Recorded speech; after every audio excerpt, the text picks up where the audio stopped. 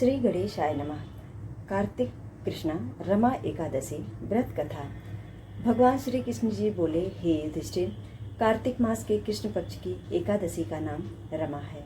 इनके महात्म्य की कथा ऐसे है कि एक मुचकंद नामक राजा सत्यवादी और विष्णु जी का भक्त था।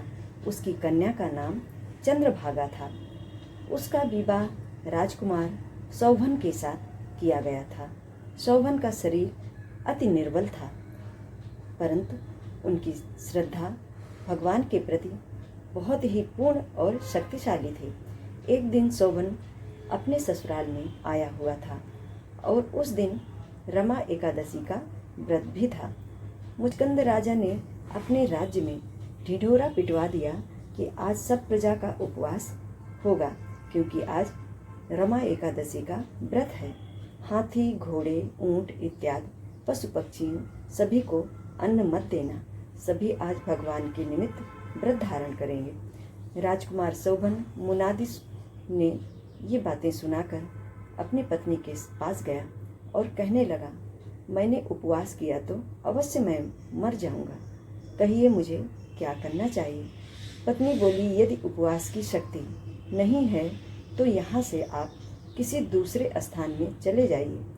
सौभन ने उत्तर दिया, यह बात निश्चित है कि मेरे शरीर में उपवास की शक्ति बिल्कुल भी नहीं है, परंतु मेरी श्रद्धा भक्ति भगवान के प्रति पूर्ण रूप से व्याप्त है।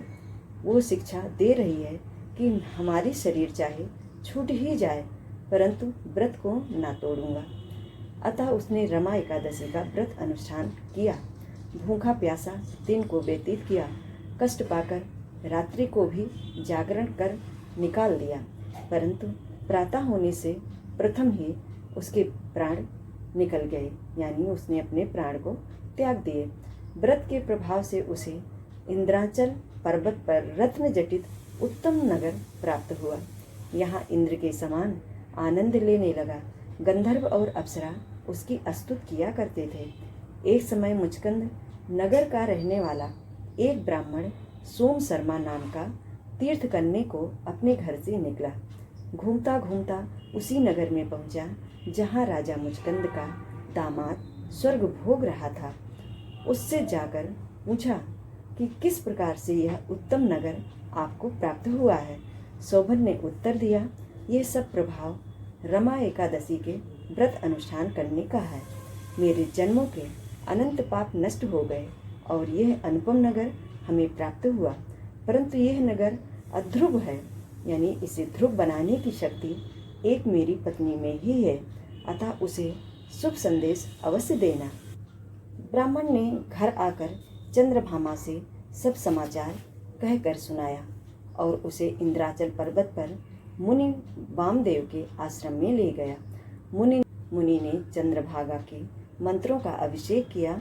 वह दिव्य शरीर धारण कर पति के पास चली गई। पति को कहने लगी कि मैं जन्म से एकादशी का व्रत करती रही हूँ, उसके प्रभाव से तेरा अनुपम नगर ध्रुव लोक के समान अचल रहेगा। इस महात्म्य की कथा सुनने से भी भगवान विष्णु के परम धाम को मनुष्य जाता है। इस तरह से लोक हित के लिए ये रमा एकादशी व्रत की अनुपम कहानी और कथा है, जिसके सुनने के माध्यम से हमें ज्ञात होता है कि इस एकादशी के व्रत का क्या प्रभाव है और हमें क्यों करना चाहिए। दोस्तों, प्रति एकादशी का देखा जाए तो अपने आप में विशेष महत्व है, परंतु कार्तिक के महीने में पड़ने वाली दोनों एकादशी बहुत ही प्रभावशाली और बहुत ही महत्वपूर्ण मानी गई हैं भगवान विष्णु के परम भक्ति को प्राप्त करने के लिए। आज के दिन केले का भोग भगवान को अवश्य लगाएं। शुक्रवार के दिन ये एकादशी पड़ रही है।